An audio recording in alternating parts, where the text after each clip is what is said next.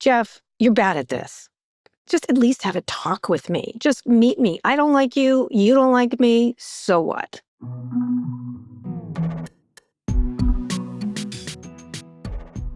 Hi, everyone. This is Pivot from New York Magazine and the Vox Media Podcast Network. I'm Kara Swisher. And I'm Scott Galloway. Go Seahawks! You like the Seahawks? I like Jody Allen, the owner, sister of Paul Allen. I know her a tiny bit. I knew Paul, her brother who died, who was one of the Microsoft founders. Just really cool lady. And I can't stand Robert Kraft. I think he's a terrible person. The whole Katz family was for the Patriots. It's only because they live there. Nobody likes Robert Kraft. So I was happy about that. I like the Seahawks. Well, I'm happy you're happy. The thing that summarized how I feel about it was the Elmo account said, I hope both teams have a really fun time. That's about how much I care about the Super Bowl. And the other one was, Elmo said, he's not a bad bunny. He's a good bunny. He's a good bunny. That's how I MAGA feel. lost its fucking mind. We'll get to that. God. But first, let's have a little bit of resist and unsubscribe. How's it going, Scott? You everywhere. You are like the village whore, as they say. No, I'm not a whore. I'm a hoa. I'm a hoa. We have a montage of Scott everywhere. Okay, Let's check it out. Resist and unsubscribe. Resist and unsubscribe. Explain to me why I should unsubscribe from Amazon Prime. If you really want to hurt or send a message to the president, what he does listen to is the following. If you look at the times when he has really checked back, immediately responded and pulled back, it's been when one of two things has happened. The bond market yields have spiked or the S&P has gone down. This is when he backed off of his plans to annex Greenland. It's when he's backed off of tariffs. When you go after big tech platforms with just a small decline in spending, this is what moves the markets. I think the string we can pull here is to go after the subscription revenues of big tech that now represents 40% of the S&P. You're hitting them with a $10,000 decrease in market cap with just one subscription cancellation. So this is a chance to go after the soft tissue of big tech whose leaders the president appears to be listening to. Soft tissue, you make hard. There you go. Tell me where we are. Came out of the gate strong. We were getting about 100,000 uniques a day. And I asked ChatGPT if I wanted to get 100,000 uniques with no paid, or what would it cost me to drive 100,000 people to a site? Okay. It was interesting. It said 100 to 200,000 for the site, but it would take $4 to $5 million. So we're getting, quote unquote, $4 to $5 million in traffic to the site and I haven't paid a dime for anything. But it started going down earlier in the week. So I did some research on the bus strike in Alabama. Was it Alabama? And then the Kimmel thing. And what it ended up was that the study from Kellogg, which I'm really into about the protests that are effective versus those that aren't, is the unsubscribe to Disney were actually declining dramatically. But the thing that got Disney to reverse course was a ton of media that was shaming them and creating dissent. And that the media that impacted that was traditional media. So I decided on Tuesday I was going to get on as much traditional media as I could. And I was able to do it. And then all of a sudden, the site visits are now back to about 100,000. But just to do the math, a good e-commerce site gets 2 to 4% conversion. This gets more because these are people just coming to the site. People are unsubscribing 2 to 5 platforms, so let's call it 3. So I'm thinking I'm getting about 10,000 unsubscribes a day or 300,000 subscribes over the course of Anyways, I've done the math here. I think I can notionally take about $250 million in market cap out of these companies. Yeah. And does that change anything? It doesn't. It's all right. But it's irritating. It's a voice in the choir. And I asked ChatGPT what it thought of the resistance movement so far. A 1 is you throw a party, no one shows up, it damages your reputation, makes other protests less successful. And 10 is the president and Sam Altman are, forced to scale back some of this stuff. And it said right now you're at a 6, and that is people in product management teams are probably talking about it, but not the executives yet. Oh, they are. And I thought that was sort of a fairly honest appraisal of where we are. But yeah, I've been all over the place. My sons know about it. Like, I'm just telling you, it's got a lot more. I'm getting texts from people I haven't heard from in a while. So it's interesting. And they all like it because here's why. You can do something, right? Like, I can do that. That's easy, right? It's not easy. I should do that. Like, it gives you permission to do something you kind of were going to do, and it gives you a framework and instructions, right? So that's why it's successful, I think, in that regard. I think you have to do some more podcasts, maybe, possibly. Yeah. Maybe Joe Rogan. That's where I would go. That's where you need to break well, through. Rogan has invited me, but yeah, next week. This week was traditional media. Last week was traditional media. This week I'll start doing Theo Vaughn, those people. More pods and stuff like that. So yeah, I need to do. I was just on Piers Morgan, and that digressed into a food fight with some ultra conservative guys calling me desperate and trying to tank the U.S. economy because we lost the election. But anyways, yeah, I think you're right. I think I have to not food fight people. Don't do the food fights. Don't go on any of those. Like, yeah, I'm not. I good think on you that should stuff. go on like a Brett Baer or someone like that would be useful. But or any of the more reasonable people over there, not on Hannity because it's a food fight. Like, you don't need a food fight for this. Like, you need just let me explain it to you. I think Rogan would be good. Theo Vaughn, any of those people, and they like you, right?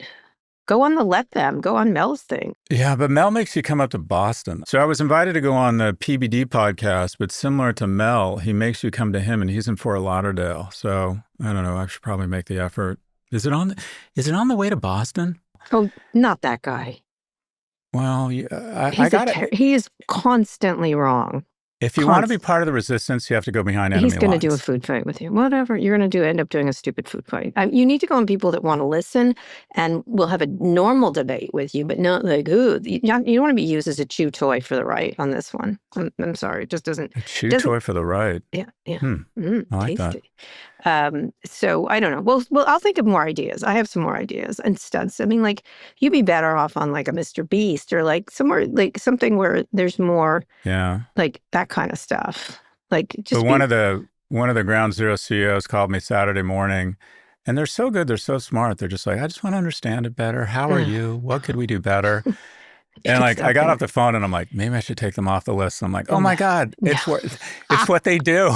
It's what they do. They start massaging your feet. That's what they're doing. God. They're massaging your feet. They're like, we have some disagreements, but I really respect what you're trying to do here, Scott. I'm like, good. Oh my gosh. I saw the post made you one of the 50. You got to believe I was number 49. Right You there. weren't. But hold on. Oh, they're after you. They want to massage I'm with your Kai feet, Trump. Scott. Kai Trump is one of the. I didn't even know there was a Kai in the Trump family. Yeah, she's a good golfer, I guess. That's fine. Yeah, whatever. it's a pretty random list. You know what I say? You could smile more. You could smile more. No smiles in those pictures. No, the reason I have $100,000 in veneers is so I don't have to fucking smile. I understand. I was just using the lady thing. Anyway, let's get to the Super Bowl. Anyway, I'll think of more ideas. I appreciate that. More stunts. Let's figure out a stunt for South by Southwest, something like that to keep it going. Anyway, that's coming up. You didn't watch the Super Bowl, right? No? No, I have almost no interest in the Super Bowl. So did you watch any? You watched the ads on other places where they have. I watched some of the ads that people sent to me. Yeah. Many of them stand out. I still like the Anthropic ones, I have to say. I thought they won the day. I didn't like the one on the Jewish kid being bullied. You didn't? I didn't. I don't. Too virtue signaling? I think there are better, more effective ways to talk about the risks of anti-Semitism. I actually don't.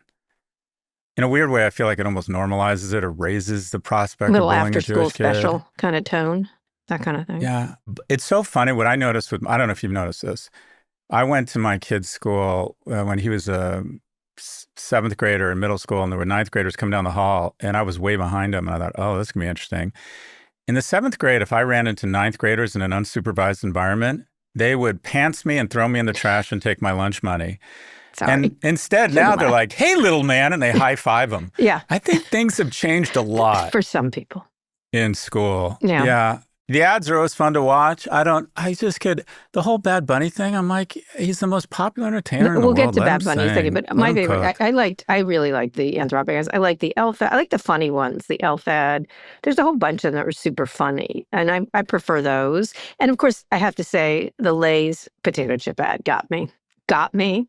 Oh, God, I thought that was so fucking ridiculous. I know, but it got me. I agree. I knew it was coming. The family farm. We fetishize manufacturing and farmers. The family farm is a corporation that's bought out all these little farmers 30 years ago. And yet it got me. Yeah. I was like, don't. How many college grad girls do you think are trying to help dad with the family? She was hot too. Like, right? Yeah. She's in PR for Prada dating a hedge fund manager. And her father's put her through Hollywood, and she's hoping to get a mini series. But no, she's going to go home to Iowa to farm with her dad. And wear a Carhartt. She had that Carhartt didn't have a speck of fucking dust on it. Did you notice that? She had it was a Ralph Lauren ad. I know. It had nothing to do with the family But farm. the potato chips are delicious. Let me just say, I like a Lay's potato chip. They're quite good. They're good chips. They're a good chip. They're a fine chip. I'm trying to think which other one was funny. I didn't like the Emma Stone one or the George Clooney one. They were weird. I don't want the weird ones. I like the funny ones, like the Instacart. I thought the Elf one was funny. I will have to say the Jesus one was good. The Christian, like Jesus knows. I thought it was. Oh, those are always nice. Not always. That one was well done. No, I thought the really powerful one. I don't know if it's the same people. The Jesus washed their feet. That one. Do you remember that from a few years ago? This was a different one. Yeah. This is a different one. Yeah. That kind of reminds me, and it's not totally related, but just FYI, Donald Trump is mentioned more times in the Epstein files than Jesus is mentioned in the Bible. Just saying. Or that the word meth is said in all 8 seasons of Breaking Bad. Yeah. But anyways, not related. Not related. Anyway, they were decent ads. They weren't. I would say the Anthropic still head and friggin' shoulders. OpenAI had one that was somewhat effective a little bit, I guess. No, that was good. It was a good ad. It was solid, but not like the Anthropic. They got knocked out by Anthropic. But if the thing I looked at, or the only kind of insight or thing I found really interesting is if you look at the ads, a quarter of them were AI. Yeah. 15 of the 66 were AI. The last time tech was as dominant in the Super Bowl in advertising, there's been 2 times in the last 50 years. One was in 2022 when it was called the Crypto Bowl. And it was Binance and FTX. And look what, in that year, that was the year crypto blew up and there were a ton of bankruptcies. And then the time before that, what year Super Bowl did? It was 2000. January 2000, a quarter of the ads were from .coms, pets.com and the like. And look what happened. So if you look at economic history as a ratio or as the ratio of tech ads being above a certain amount, it implies this year is when AI crashes. Yeah. I'll tell you when I hate it was the Mike Tyson one. I'm sorry. It was my government money. Like it was my dollars paying for Mike Tyson, who has issues of his own, to tell me to eat an apple and that fat people are loathsome. I'm sorry. That was really grotesque. I've met Mike Tyson. He's a chain smoker. Perhaps. Yeah, I know. I was literally like, that's my fucking tax dollars you're telling me to eat an apple. Thanks. That was really gross. And of course, these Maha people are such, it was all their friends that made the ad. And of course, Brett Ratner was the director. Oh, God. Sexual harasser was someone convicted of rape. I think that's them waving their middle finger in our face. I think they're purposely trying to trigger us. That's my money. That's my money. Cut it out. Don't tell me to eat an apple. But let me just focus on the Bad Bunny halftime show. It knocked it out of the park with a projected 28 million viewers. Apple was the one who did it, and Rock Nation was the producer. They've been doing, that's Jay-Z's group, has been doing a lot of the really great Super Bowl ones. And so Jay-Z's been in charge of picking Super Bowl halftime for the last 7 years. They've been really good, actually. Turning Point USA, of course, had a live stream of an all-American show featuring Kid Rock, who looked like he was lip-syncing, it seemed. The reaction and re-reaction to Bad Bunny show was so joyful and fun, and it was so full of, if you wanted to go into it and look at the layers of, he's such an artist. Like he's not just the biggest artist in the world. But not just that. It was so full of stuff, but you could also just enjoy it if you didn't know about. It was fun, right? And there was. And I realized, like, people ask me what I thought of the performance. I'm like, it's not for me. If Tom Petty or George Michael can't be there, which they can't, I don't care. But what I realized is it's not for me. And it was a brilliant move on behalf of Roger Goodell, because the NFL is investing in the future, because more than 50%, for the first time ever, of people under the age of 18 are non-white. And people saw it as anti-American to have Puerto Rican or Ecuadorian flag. No, Reagan said it best. Anyone can come to America and be an American. And that's uniquely what makes America America. They're so butthurt because they are not. The culture war is they're not winning it. Nobody wants to watch Kid Rock. And by the way, I should do a dramatic reading of Kid Rock's lyrics. Is these people that they were defending, including that guy's show you want to go on. They're like, oh, Kid Rock. I'm like, literally, he talks about putting balls in the mouth. Come put your ball. Okay, but the retort there is now do rap stars. Of course, but this wasn't Bad Bunny. Like, fine. Like, so it was a bunch of really. It was pretty clean. I agree. You know who the other big winner was in the Super Bowl? Was the prediction market apps. Yeah. What did they say? Kalshi downloads spiked last month. The app recording 4 million downloads in January. That's up from less than 2 million in December. And not only that, it's going at, who it's killing? It's killing the gambling apps. The prediction market apps from DraftKings and FanDuel got just 100,000 the more people that use it, the better. But let me just finish up on Bad Bunny. It was a great show. It was very you had Pedro Pascal as a background person, and Cardi B and a whole bunch of people.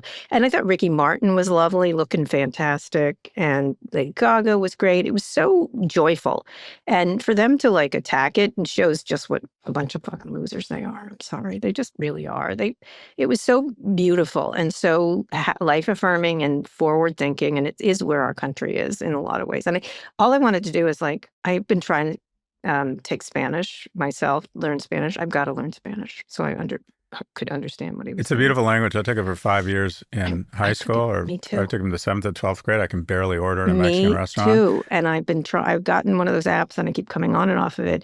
I have to learn. This is the year I learned Spanish. This is the year. But what I try to do is I try to take economic trends away from the Super Bowl, specifically the advertising. And the two trends are the following. One, it looks like this is the year that AI might crash because there's so much cheap capital going into it vis-a-vis the Super Bowl. And the second thing is there's been a huge transfer in economic value or market capitalization from the gaming apps to the prediction apps. In just the last 3 months, the earnings per share estimates for Flutter Entertainment, which is the gaming or the gambling apps, has been cut in half. And DraftKings earnings estimates are also down 29%. The biggest apps are the gambling apps. And now the speculation markets are eating their lunch. Absolutely. And as you noted, the NFL made a great choice here in terms of how it handles Smart, really and smart. And the beautiful visual of San Francisco on the front, which was, I'm sorry to tell you, was a rainbow flag, kids. But also good for San Francisco, looking great. All these people are like, what were they talking about? Looking great. San Francisco's on the upswing. And I have to say... it was great for your city. It was like Chamber of Commerce. The only time I turned it on was late at night. It was like 11:30 and it started. And it was this immediately this beautiful vista of the Golden Gate Bridge around the golden hour. Yeah. And you're just like, wow. Occasionally there's a moment when you're in California and you're like, why did I leave all again? the time? Why did I leave again? Exactly. Every fucking day of the week and twice on Sundays. When I wake up the fog comes in over the Golden Gate, cleans all the shit out of the air, and then it's crystal clear and sharp. And I mean, it is every morning I wake up city. there, Scott. I weep. Louis moving there. Just so you know, my son will be moving to San Francisco and working for someone who's in politics there, but I'm so jealous of him. Anyway, he's living in the cottage. Elmo says Bad Bunny's a good bunny. Let's move on to speaking of crypto. While the Dow hit a milestone high of 50,000 last week, crypto has been heading the other way into a crypto winter again. Bitcoin has just had its worst weekly decline in more than 3 years, down roughly 45% from its all-time high last October. The downturn is being blamed on a few things: volatility in other markets, tariff fears, uncertainty around Fed chair nominee Kevin Marsh. I don't know about that. The ongoing decline has been brutal for some of crypto's biggest champions. Michael Saylor's Strategy, I know you're an admirer, just reported a $12.4 billion quarterly loss. Wow. But don't expect a Bitcoin bailout. Treasury Secretary Scott Bessent said congressional hearing last week that he has no authority to do that. Of course, Trump was crypto president. Nice job, David Sachs, by the way. They got what they wanted, the crypto people from Trump, everything they wanted. They got rid of the Gary Gensler. They got rid of Sherrod Brown. They got rid of critics. What do you think? What's happening here?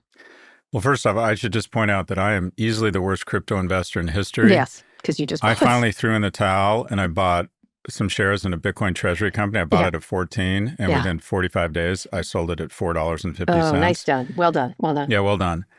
Look, CoinMarketCap's Crypto and Fear Greed Index is now at a 9, indicating extreme fear. This is the highest reading in the index's nearly 3 years of existence. Bitcoin Bitcoin's basically been cut in half since its high, and investors had $2.5 billion of Bitcoin liquidated in just one day alone. Even after Friday's Bitcoin, and then the others have gone down 99, like the Melania coin, the Trump the shit coins, yeah. The shit coins, Even after Friday's rebound, Bitcoin is down 43% from its peak, and then the stocks related to Bitcoin, per your comments, have been hammered. MicroStrategy is down nearly 70% from its peak last summer and down 15% this year. Coinbase is down 60% from its summer peak, down 30% this year. And Tom Lee's Bitmine is down 85% from its peak and 34% this year.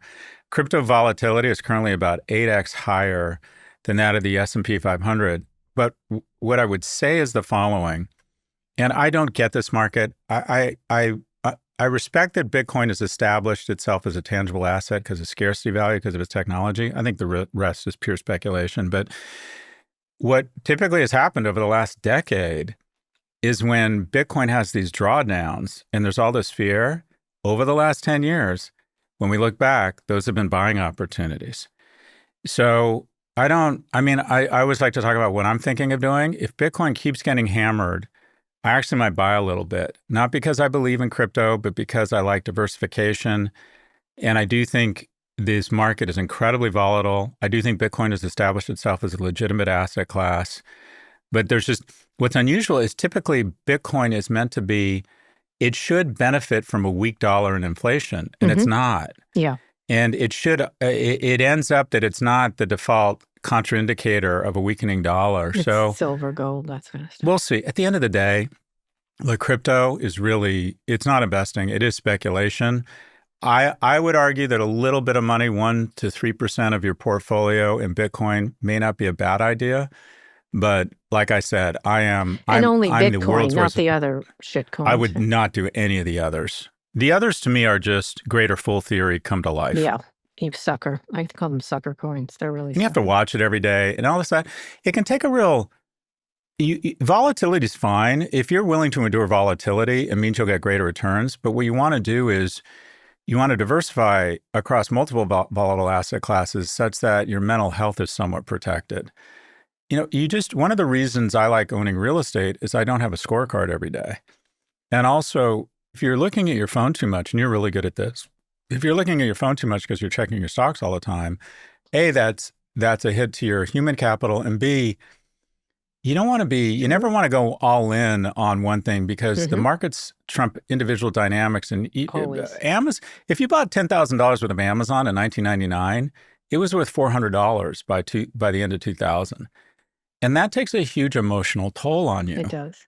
So what you want to do is you want to be diversified, and you want to be in good ETFs, good indexes, and then put them away and not look at them and think of them as things you want to hone for 5 or 10 years. Look at them once a quarter if you can. I don't look at all. But I think your approach to investing is actually the right approach to investing. I'm hoping it doesn't really matter. My kids, I was thinking I was doing again the math again that I keep forgetting to do. And I'm like, well, when Saul is going to be able to drink, he'll be 21, Alex will be 37, I'll be 112. So it doesn't really matter to save for retirement. It doesn't matter. You don't even buy green bananas anymore? All I need is money to put me in a home and have nice nurses. That's all. I can swing that with what I've got, even if I lost a lot. Anyway, I'll be pushing you around. Oh, no. Wrong. I'll be pushing you around. Other way. And I'll hire really hot nurses. Yes, and I'll manage that. I'll manage that side of your life. I'll manage them for you. What are you talking about? I'm like, yes, he's a little handsy, but just put up with it. I'll give you an extra 10. A little handsy. Little handsy. Handsy-ish. Just slap him. Just slap him. Handsy-ish. Handsy. I told you. Yeah. I already have my nurse picked out. A guy named Manuelo, very big, with very well moisturized hands. I'll have some men there that manhandle you. Anyway, let's go on a quick break. When we come back, Amazon's spending spree and what Jeff Bezos is saying about the Washington Post's future. All stupid things, just FYI. Support for this show comes from Delete Me.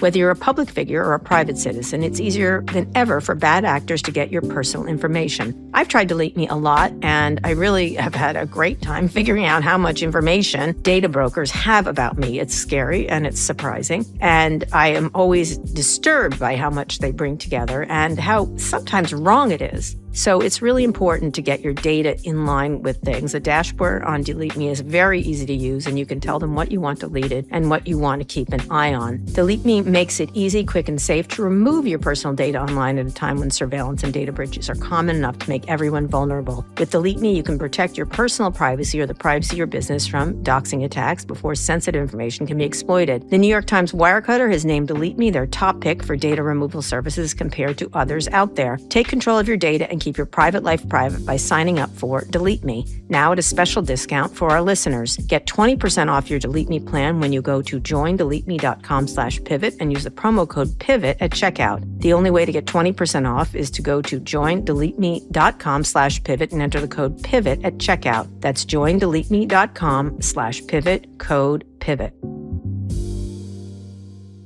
Scott, we're back. Amazon's spending plans are making waves on Wall Street after the company signaled massive CapEx ramp up. Amazon said it expects to spend about $200 billion in 2026, nearly a 60% increase from last year. CEO Andy Jassy justified the spending by citing strong demand for AI, robotics, chips, and satellite. Makes sense for their business in a lot of ways. The announcement appears to spook investors, though, sending stock down 10% and wiping $133 billion off of Amazon's market cap. What a massive amount.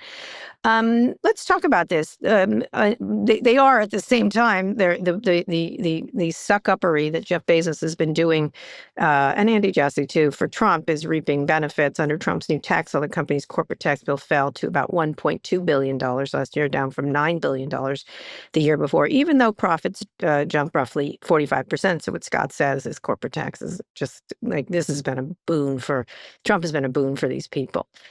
So talk a little bit about these spending, because, you know, they need to spend in robotics. They obviously need AI to go with the robotics and chips and, of course, satellites, delivery. They have such an unusual business that it's both analog and advertising and where they market things. It seems like a company that should be spending here, but your thoughts? Well, the problem with, or one of the things that makes our economy so fragile is there's just a small number of companies that can allocate this sort of capital. And this week and last, Amazon, Google, Meta, and Microsoft unveiled plans to spend a combined $660 billion on AI build-out this year. That's a 60% increase from last year. Apple is the only big tech company whose CapEx decreased from last year. And the sheer magnitude is just shocking. That's 3 times the global R&D of the pharmaceutical industry. So we're now spending more on data centers and chips.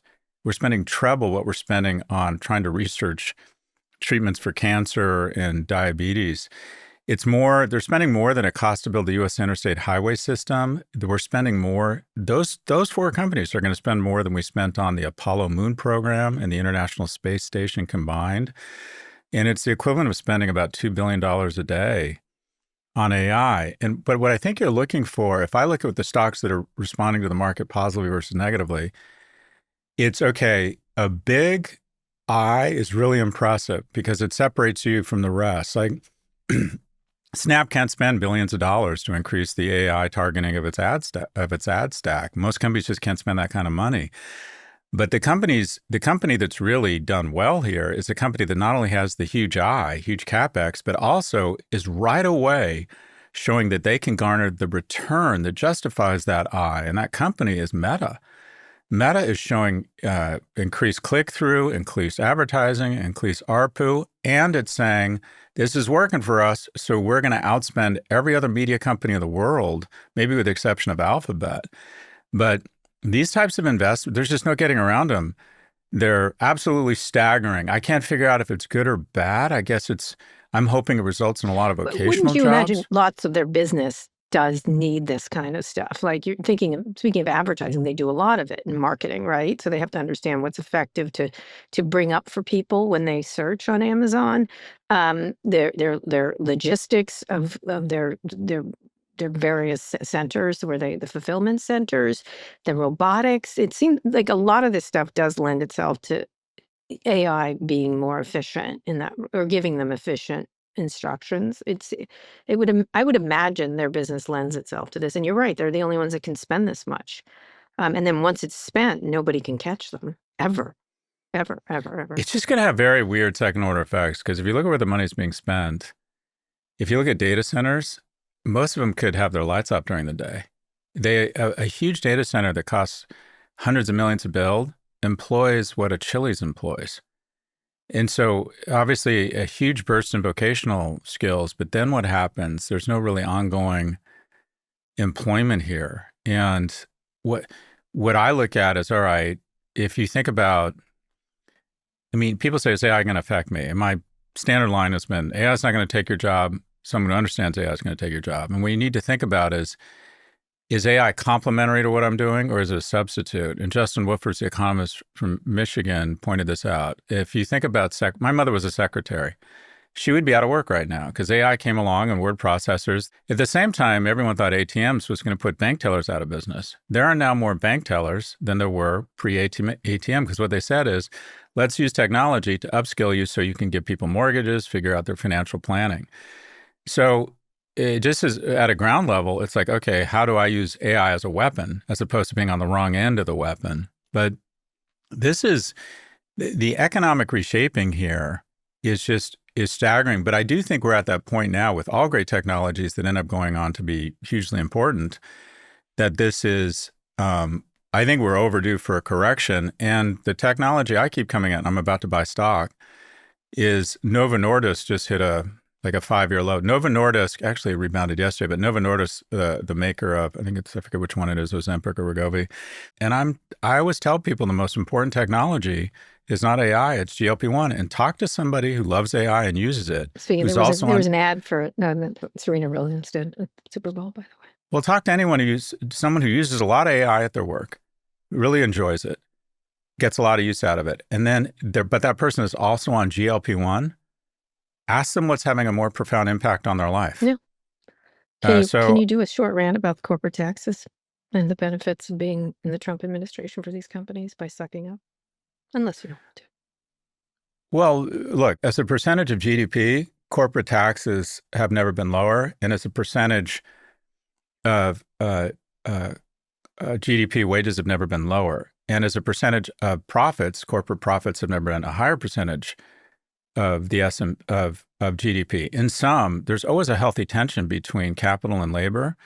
But basically what you have with AI, shareholders love AI because what you're seeing across all of these companies is margin expansion with no incremental increase in employment. And then lower taxes.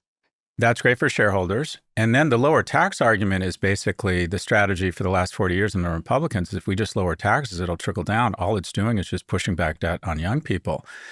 But if you just look at the balance, if you just assume at some point we have to pay for our Navy and our parks and for food stamps, the question is, well, who pays?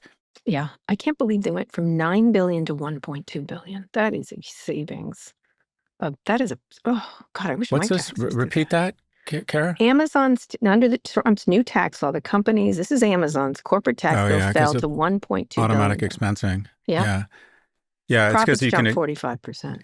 It's really, the tax code has gone from 400 pages to 4,000, and the 3,600 pages, one by one, kind of fuck the middle class. And it wasn't, these aren't malicious people who say, let's fuck the middle class. What they are is really talented people on behalf of lobbies like Amazon that says, let's figure out a way to expense all capital expenditure in year one. But it's Trump's new tax law. It's even more advantageous to them. This was always the game, folks, is them getting more for themselves. It really was with Trump. Some of them don't like him. Some of them do. This has been happening across Democratic and Republican administrations. Agreed. But this new tax law is 1.2 from $9 billion. That's quite a lovely. Okay, I agree with you. And two things can be true at once. Biden, for all the talk about progressive policies and the need to reduce the deficit, we need to fix it. Taxes on corporations went down during the Biden administration. So here's the bottom line. The only way you get reelected, which must include reservations and blowjobs, because these people cling to power like an African dictator. So that was both offensive and a hate crime and racist. But these people have decided that they will do anything to stay in office. And the way they stay in office is with a thoughtful lobbyist who says, just implement this one little tax change called 1202 where entrepreneurs and VCs get their first 10 million out. And incrementally, what we have done is lower taxes on the 0.1% on corporations. And we haven't raised taxes on the middle or low income. That's a myth. What we've done is we've raised taxes on future generations with $7 trillion in spending on $5 trillion in receipts.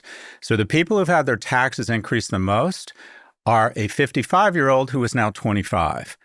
because we have the full faith and credit to borrow that money. That full faith and credit and that borrowing power will go away. And at some point, someone's going to have to pay the piper, either through massive inflation or revolution or much higher taxes. Yep, absolutely. Yes, kissing up works. But speaking of kissing up, Jeff Bezos is finally speaking about the future of the Washington Post following last week's layoffs. He said in a statement the Post had an essential journalistic mission and an extraordinary opportunity. Bezos added that readers provided a roadmap to success and that data tells us what is valuable and where to focus. Well, data, they all left after he did any number of things. The Bezos statement came shortly after Post CEO and publisher Will Lewis announced his exit from the paper. I think it was exited from the paper, allegedly. Post CFO Jeff D'Onofrio, I met him when he was at one of the tech companies he was CFO at, is stepping in as acting CEO. I'm going to comment on this. Data tells us what is valuable, where to focus. You're kidding. No shit, Sherlock. At the same time, you have to create products that doesn't necessarily follow data. You have to use both data and creativity to create a journalistic product. I mean, anyone would tell you, don't get together with Scott Galloway, data speaking. And of course, it worked out beautifully. You have to have lots and lots of things that go into media. Jeff Bezos has made a number of errors recently over the past 2 years, and that's the reason people have fled in droves from the Post, as other places are doing much better. The New York Times, Wall Street Journal, the numbers are up. Lots of really interesting independent media companies. It's not true that he couldn't do something better here. And of course, he's never blamed himself for this fuck up. Will Lewis, good riddance, has been terrible. Bezos again did not step in and deal with this guy when he was very clearly fucking up.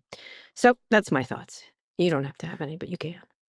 Well, what I don't get is, and maybe you've done some reporting here, we have these ideas about putting together a new group. The bottom line is it's subscale. Why wouldn't the New York Times or even Bloomberg, the Wall Street Journal take this on and starch out some of the overhead costs, but take that traffic and a great brand and try and do something with it? They could. I would think Bloomberg is always sort of the one. Oh, Bloomberg, that's a great one. Bloomberg to me would be the most, but he's getting Agreed. on. I mean, I hate to say it. A younger Bloomberg, certainly. That was one of the possible buyers way back when they were trying to keep it out of Rupert Murdoch's hands. But you're right. The Wall Street Journal would be interesting. But why? I mean, I'll call Meredith Levin and ask her, and she'll probably just go, "Oh, what do I need that for?" Yeah, why do I need that headache? What do I need that headache? Yeah, but they've got a great Washington firm. What do they get? What are they getting? Nothing.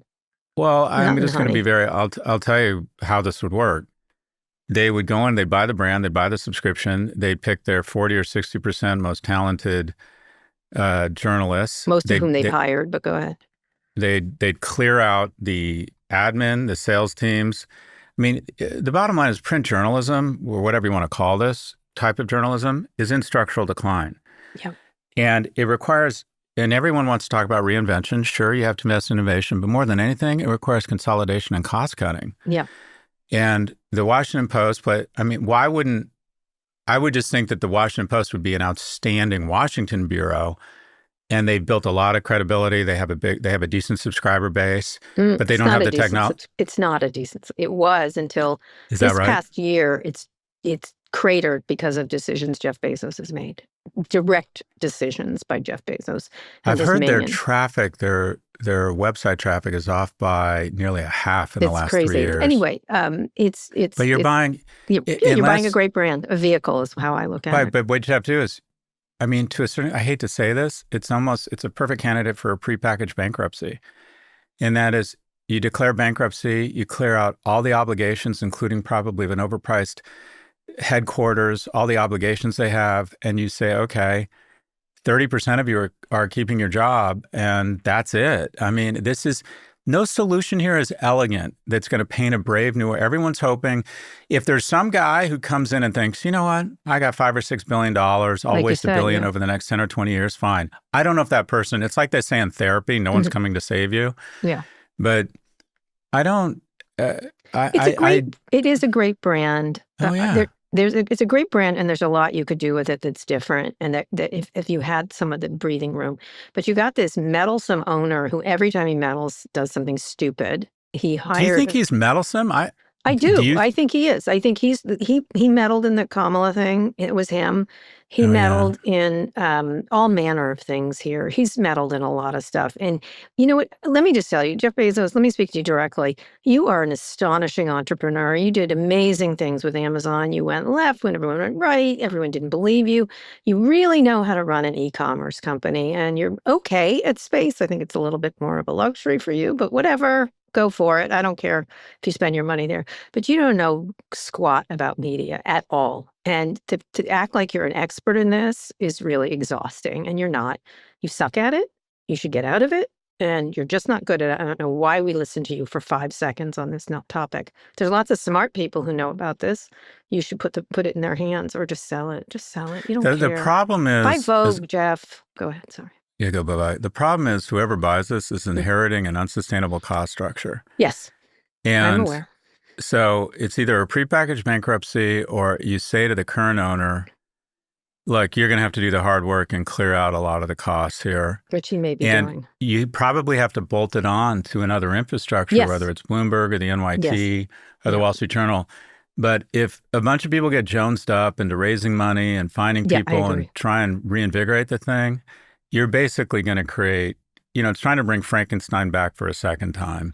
Well, I would agree. There's a lot of people who contact me and they get disappointed because they go, well, it's not economic. We need this. One of the things that the reporters do is they're like, we need this for democracy. I agree with that, but you still have to run a business. Like I say that, I'm like, don't make that the argument. It's of course it's the understood. The press is very important for the future. It's always been. And it's part of the many things that help our democracy thrive. And that's not the argument. You have to create, I always say, I said it to someone, I think they were disappointed because they wanted me to be like, let us grab like Joan of Arc. I was like, it's called the news business. You got to make a business out of it. And you got to figure it out and get the costs in line. And what I think has happened here is, it's been so distant and meddlesome at the same time. Will Lewis was incompetent and meddlesome at the same time, and kind of cruel not to say anything while you did it. I mean, as you say, how you leave is how you begin. Like how you leave is critically important. And him showing up all ragged look at the NFL parties while he was laying off people, just not a good look. It's just not it's not respectful. And these people have worked hard, a lot of them. And so most of them actually. And I don't know. I don't know. You're right. It has to something fresh has happened. But to me, it's a great vehicle for somebody, including, I have some ideas, but it's a great vehicle. And it's still not a dead brand. That's my feeling. It's not. But look, I'm just people will say that this is another example of how democracy dies, or the Washington Post dies. And this is the bottom line. There's a ton, and a lot of these people will end up at places. There's a ton of sharp, critical, anti-establishment new media brands. The Intercept, Democracy Now!, Jacobin, Chapo Trap House, Citations Needed, Navarro Media, The Bulwark, True Annan. Well, a lot of them are doing original reporting, but go ahead. Yes, go ahead. Well, that's the correct point. And that is, there is no or little economic viability in hard-hitting investigative journalism, especially at the local level. The amount of grift and corruption and name your local state, capital, because there aren't any reporters covering any of this shit. But the notion somehow that we're not going to have any, really thoughtful, interesting, progressive media if the Washington Post goes away. No, all of those people will go to smaller, cool little media firms that are doing a great job and quite frankly have figured out a way to be more economically viable. The Atlantic. Total cash flow positive, apparently. Does the Atlantic do well? Yes. Very smart. Nick Thompson, Lorraine is a great owner. Jeff Goldberg and great stuff. They're making products people want. It's not, this is the thing. Let's stop talking about this. Jeff, you're bad at this. Just at least have a talk with me. Just meet me. I don't like you. You don't like me. So what? Big deal. I'd love to have a talk. I know you're a smart person, but you really need to do something else and not sell it to a hedge fund or the wrong owners. Just do the right thing. Just for the last time, do the right thing. I don't know. I can't handle the Atlantic. Every headline feels like it was written by someone who's disappointed in you but still wants to be invited to your wedding. They've done some amazing reporting. It's not true. You don't read it enough. You just read headlines. The Atlantic doesn't do hot takes. It does foreplay for a conclusion you already disagree with. God, it does not. It's the only one that also has concern. Sometimes I call it bad Atlantic and good Atlantic. Sometimes they do the most irritating things. So you would like it. They're contrarian. I think the Atlantic is what happens when someone at the bar who's like a woke person that's not that attractive makes eye contact with you. No, it's doing great. It's doing great. Anyway, let's go on a quick break and we come back. The latest media merger gets Trump's seal of approval.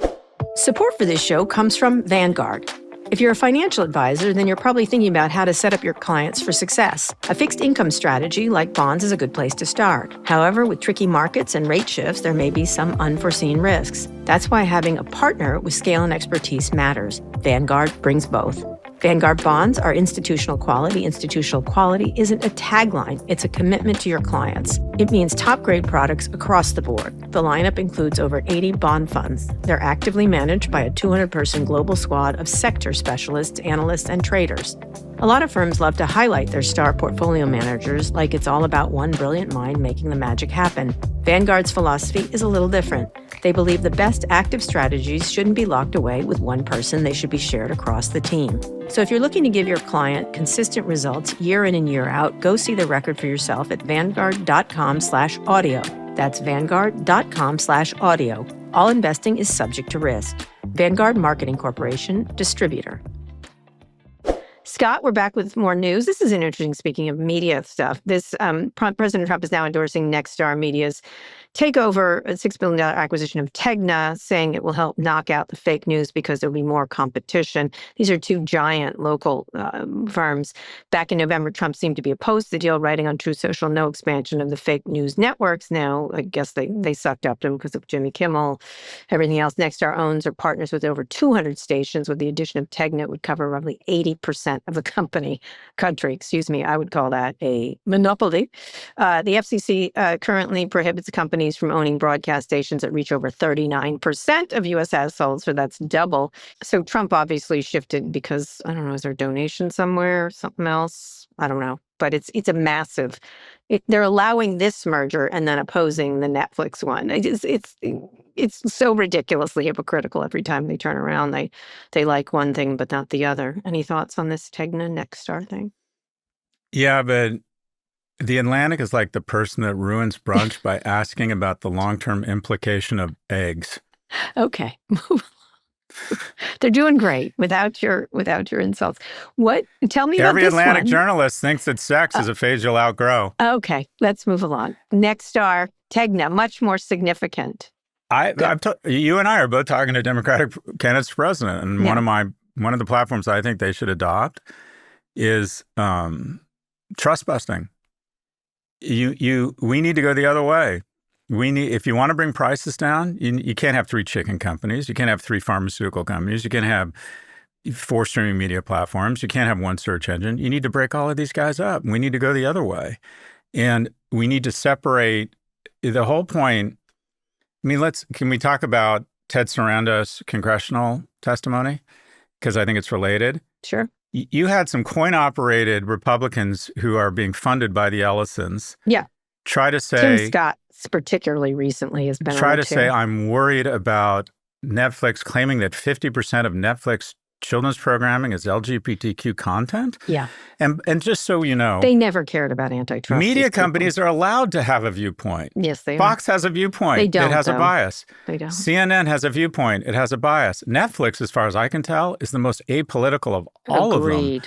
They really And don't. the way it works in a capitalist society is the person with the biggest check shows up, and then it goes under regulatory review around whether the concentration of power will ultimately be bad for consumers.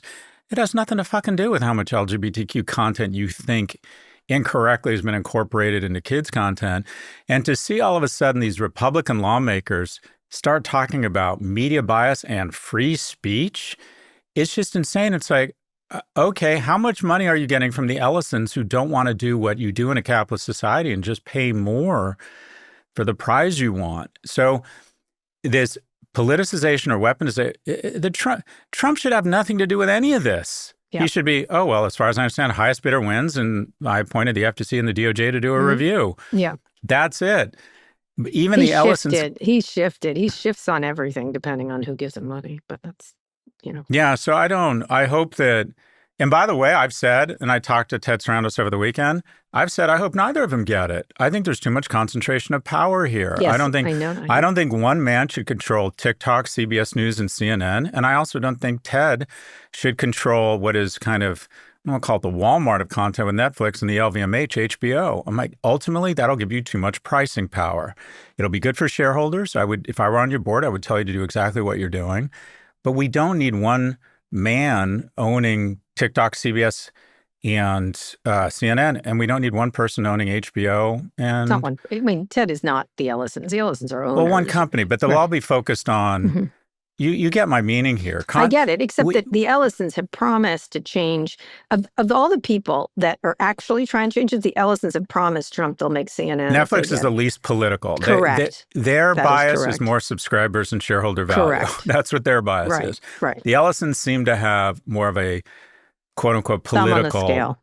Yeah, more of a political bias. Although at some point, they're going to have to be. What I don't get, you know what they've really missed, and I told Ted this on Saturday, and he's just not like this because he's too much of kind of like a gentleman farmer. If Netflix wanted to go gangster, they'd do the following. They'd get every single labor union in Hollywood to recognize one fact. If Netflix takes over, let's assume one of them gets it. If Netflix takes over Time Warner, I think employment will be flat, maybe to a little bit down. If the Ellisons get this thing at the price they're going to have to pay for it, and they're kind of ground zero for AI, do you know what's going to happen to the employees at these companies? Yes, I do.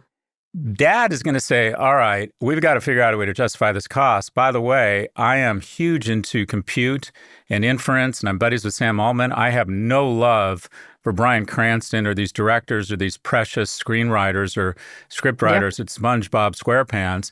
How can we use AI to take Which out they've talked about. 80%? That is their big calling card. Hey, even though Writers I don't think Guild. Hey, Writers Guild. Hey, AFTRA and SAG. Do you realize literally the ass fucking and not the good kind you are about to get if the Ellisons and AI have to justify the price that Zaslav has been able to get? Larry's numbers are off rather significantly too. He's lost billions and billions. He's way down. I mean, he doesn't have the extra money to spend, so they're really going to cut. They're really going to cut because this is a ridiculous extravagance for them. This is an extravagance. This is a yacht that they're buying. I would agree. But on that topic, the FCC under, village idiot Brendan Carr has launched a probe into The View. The FCC is investigating whether the show broke equal time rules for interviewing political candidates after the show interviewed Democratic Texas Senate candidate James Tallarico. I think what The View should do is invite Brendan Carr on and have them eat him, all those ladies, because they would take him apart bit by bit. Another thing that's stupid, just stupid. What are you doing? This is not making the airwaves safer for anybody or better or more fair. This is just you playing politics for your next job, you dumbass. All right, that's all I have to say about Brendan Carr. Your thoughts? We need an FTC and a DOJ that do their job. This is FCC, but go ahead. Yeah. Well, okay. Whatever. Yes, the same thing all over of the there, above. Too. These aren't supposed to be weapons of enriching the president and his allies. Yep. This is all the same. This is all cut from, the same cloth here. These are supposed to be independent agencies that think about the consumer, also think about shareholder value, also think about the health of U.S. markets. But again, it's the boring shit nobody wants to talk about. Our markets have become way too consolidated, and the result is they have way too much. We have 2 good schools in every major city. We need 5. They need to be competing with. I just went through this early admissions bullshit. They quote unquote take the admissions rate from 9% to 14%. So we all go early admissions. Do you know what that means? What? I'm sorry, early decision. Mm-hmm. It means if you get in, you have to go. What do you think happens if the deal is the following. And this happened with my son. You pick one school, they tempt you with a higher admissions rate. If you get in, you have to immediately withdraw all applications from every other university. What does that do? It gives you no pricing power. You can't ask for financial aid. You can't ask for a scholarship. So what do they get to do? They get to increase their prices faster than inflation, which education has done. And by the way, the agency that provides accreditation such that you can get debt from the government, low interest debt, to pay for your student loans, has not admitted almost any new universities. So in every major city, there are 2 great schools, and that's it. That's it. Did the Galloways just get the bill for school? Jesus Christ. I know. I'm almost Kara, done. it's lucky I'm a rich man. I sat my son down yesterday. I'm on my last couple of I'm like, I want to give you a lesson in tuition and what it means to pay for tuition and post-tax dollars and how much this meal plan is going to cost you and just how ridiculously blessed you are. And by the way, be fucking nicer to your mother after I go through these numbers with you. Okay. It is. Do you realize the Galloways just got the bill? When you think about the means of getting ahead and the means of establishing a family and saving, you think about education, you think about housing. And what has my generation done? They have purposely created scarcity such that the houses and the degrees we already own skyrocket in value, which is absolutely fucking young people. How on earth does any middle-class family send a good but not freakishly remarkable kid to college these days? How does that happen? And then one of the reasons why these gambling sites are booming and gaming is booming, because if you're not saving for a house, you're more inclined to buy crypto or do stupid shit with your money. And you're less inclined to stay in a relationship or taking a risk on a relationship because you're not saving for a house or building anything. Yes, indeed. Yes, indeed. I did do a 529 many years ago for the boys, and I was very aggressive, and I was glad I was. The stock market did well and was able to pay for their college using that. But I have to say it's not. I know sometimes those 529s aren't the way to go, but that's what I did, and it worked out for me. But God, I got the tuition. Like I said to my son, I'm like, this is a state school? Yes, wait, hold on. What's going on here? This is a state school? I know. You haven't even gotten food and living. Oh, my God. I know. Welcome. You know what? I'm going to go down there with you when you go visit him. Oh, we're going to have so much fun. We're going to have so much fun. We're going to the UVA. We're going to go to the UVA Cal game. It's going to be amazing. I'm coming down there. I love UVA. Oh, it's going to be a ton of fun. He's already told me. I told him last night I'm coming down for the UVA Cal game. You know what he said? No. And I'm like, oh, that's going to be funny. It's like, I don't know if I can get you tickets to the football game. I don't know how it works. Doesn't matter. We just want to come down. We're going to ride horses. Something tells me I'm going to figure out a way to get my own ticket. He's already making excuses. He's already envisioning me embarrassing him in front of his friends. He's already trying to discourage me from coming to a football game in fall. Yeah. Anyways, we're going down. All right, we're going. Scott and I are riding our horses down there. All right, one more quick break. We'll be back for wins and fails. Support for the show comes from Wix. When you're building a website, finding a creative flow feels great. You're spitballing aesthetics, functionality, a growing list of ideas, but then you think, okay, how do I actually make this happen? If that's where you get stuck, then look no further than Wix. You can make a great-looking website with Wix, and you can do it your way. Whether you want AI to jump in or you prefer to do things yourself, Wix is packed with actually useful AI features and agents built specifically for SMB, so you can grow your business without burning out. Get a custom, ready-to-use website in minutes with Wix's AI website builder or choose from designer-made templates. Get built-in solutions tailored to your business from e-com to services, and you can rest easy knowing that your Wix site is backed by 99.99% uptime and enterprise-grade security, no add-ons required. And enjoy easy, fuss-free domain registration and web hosting included. 280 million businesses around the world rely on Wix for their websites because with Wix, you can own your individuality, create freely, and scale fearlessly. Ready to create your website? Go to Wix.com. That's Wix.com.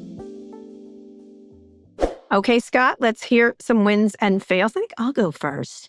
My fail, as always, Elon seems to be abandoning his plans to go to Mars. He posted over the weekend that SpaceX has shifted its priorities to build a self-growing city on the moon in order to get to Mars so that we can save the human race.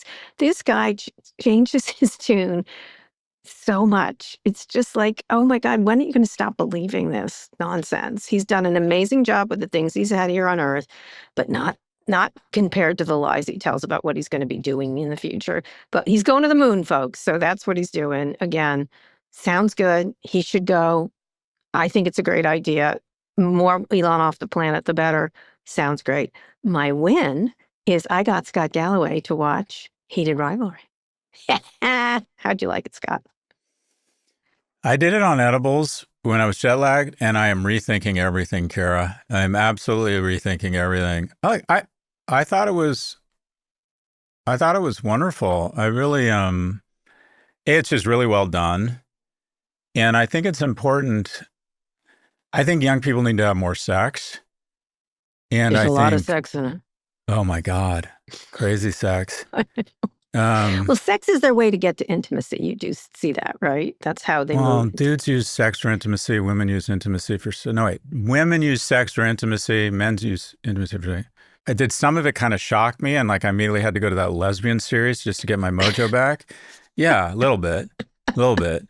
I'll tell you what was interesting. I interviewed the creators, so you should go listen to it. I saw that. They're Canadian, right? The Canadians, yeah. Mm-hmm. Yeah. I want to do an erotic drama about the behind the scenes going on of the world's best badminton team. That's what everyone's saying. Like, they're like, what about rugby? What about this? Can I make one other observation? Yeah. I think one of the things about it, and then you can get your win and fails, is that there was one of the things they said in the interview, and I think that there was this whole incredible market of people who like this particular book series. It's a romance novel for women, right? This is a straight women-oriented romance novel that was hugely popular. And one thing, they're like, how could it miss when it had such a massive market of fans? And people ignore these markets. And that's one of the reasons. It's already caught on with everybody else. But the initial strength of it was for this romance novel market that all these sort of guys that are like greenlighting things did not understand. And I thought that was a real win for smart creators who understand where their fan bases and markets. So I thought that was, I talk a lot about the business of heated rivalry with these guys. And so I thought it's just a real win on a business point of view too. All right, your wins and fails? Yeah, and I come back to when I was thinking about a heated rivalry, because everyone's asking me, what do you think about heated rivalry? I think a decent place to start an entire political platform or guidance for a political system, an economic system, it sounds corny, it's love. And that is, all right, if people can't make enough money in a low employment economy such that they're so stressed out they can't raise their kids well, that economic policy is getting in the way of love and we need to revisit it. If the divorce rates are skyrocketing because of economic anxiety and because 40% of households have medical debt, that's getting in the way of love. We need to stop it. If any sort of discrimination is stopping people from loving each other, committing to each other, and I think marriage is a good thing because it stops you from exiting relationships just because they both have outdoor plumbing, that's getting in the way of love. I think you could reduce, I think the whole nation, the whole idea of a prosperous nation, we tend to think it's the S&P. It's not. It's someone's ability to find someone else and to share their life with them and notice each other's life. And that's why I think the sex recession among young people is absolutely terrible. And I also think about all the men I grew up with who basically society imposed on them a set of rules and standards that said you're not supposed to be in love because your inclinations towards love are perverted according to our laws. But I think you could literally start from the notion of love or connecting with someone economically, spiritually, psychologically, financially, and reverse engineer into what makes good public policy. Yeah. Anyway. Oh, there you go. Love, sweet love. That's what Bad Bunny said. Love. That's my platform. That was what he said. Love. Okay. That's so my wins platform. and loss? Okay, wins and fails. Okay, so my win, I'm trying to bring attention to some younger creators who I just think are outstanding. And I consistently find myself on this one creators. I brought up Kyla Scanlon's this young, she's got to be 26, female economist who I keep bringing on, Prop G. But recently, I find myself just absolutely obsessed with this guy on TikTok named Geo Husar. And he talks about economics and geopolitics, and he'll go deep into the weapon systems of Ukraine versus Russia. And while the oil infrastructure for Russia is collapsing, he'll talk about the Fed and interest rates. And this guy is just it's like the 8th grade kid who was kind of introverted and good at math. And he's found TikTok and he's just fucking fascinating. And you can tell he just does the work. And so much of my thought leadership or my views on economics and geopolitics are informed by this guy's amazing work. So people are consistently asking me, what are my sources of information? I get a lot, I gotta be honest, I get a lot from social media. And this one guy on TikTok, the Geo Husar, for geopolitics and economics is a gift. And it's also, to be clear, a real endorsement of these platforms. He's not Dan Rather, or he doesn't have, he's not Brian Williams. He doesn't have that polish. He just does the math. And he's sort of unafraid. Anyway, my win is the Geo Hussar. He's fantastic. Check out his content. My loss is the following. I fairly get criticism for too easily comparing the Nazis to the Trump administration. And what I do think is fair, though, is looking at kind of late-stage Weimar Republic and what was going on then in the Trump administration. And some of the things we share were a secret police loyal to one man, not to an institution, a collapse in the cultural and economic standing of middle-class men. Back then it was about industrialization and automation. Now I would say it's about AI. This notion that the enemy wasn't abroad, but it was the enemy within. The fact that we started shipping people to different sites outside of the country where they had some sort of legal protection. What we also had in the 30s was a lot of the people in power very purposely started comparing undesirables or their enemies, whether it was gypsies or socialists or trade unionists or Jews. They started comparing them purposely to animals. And when I saw the president this week compare the Obamas, President Obama and First Lady Obama, to animals, to apes, we have seen this before.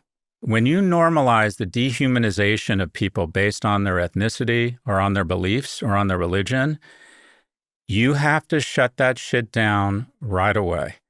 And the notion that, he didn't see it, or you can't take him literally. Well, okay, what would, the 60 million people who died in World War II would like a word. When the president of the United States is referring to past presidents and people who have been an absolute blessing to this society, when he starts comparing them to animals, we are 1930s Germany. It has never been accepted before in our society. We have never normalized it. We have never allowed it. And this individual is talking about, he's referred to as political enemies as vermin, as animals. And so all of the notion that more Republicans have not stepped up and said, we just can't have this. We cannot go back. We cannot be like Weimar Germany. We can't have democratically elected leaders referring to their political enemies as animals. And so my fail is that so many people seem to be making excuses for it and not checking back on it. This is a different level of danger when we start convincing people. And we need Republicans here. Democrats will always find reasons for why everything Trump does is wrong. Mm-hmm. If at some point Republicans, John Thune, who I think is a good man, if he doesn't stand up and say, you can't equate our political enemies with they only animals. Do that like Tom Tillis when they're not running again. Then they find their balls. Yep.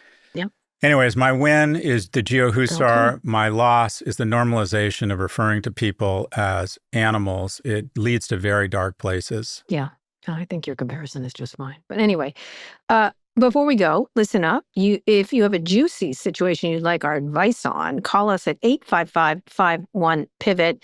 Think work, dating, family, finance. Make it juicy, people. This is not career advice ask. This is, I want to date my coworker, or I made a huge financial decision I regret type ask. We want something a little more personal. We can't wait to hear from you on that. And elsewhere in the Kara and Scott universe, for the last episode of On, I spoke with longtime defense attorney Abby Lowell, who is representing some of the most high-profile targets of the Trump administration right now, people like New York Attorney General Letitia James, Federal Reserve Governor Lisa Cook, and independent journalist Don Lemon. And and this is very much to Scott's last point. Let's listen to a clip. I don't know that I thought that them going after Don Lemon was their highest priority. Right. I should have known better, because what we know about this administration is they're very good at basically saying, if this is my right hand, pay attention to it while I do something with my left. They are the administration of distraction. Okay, that's the show. Thanks for listening to Pivot. Be sure to like and subscribe to our YouTube channel. We'll be back on Friday.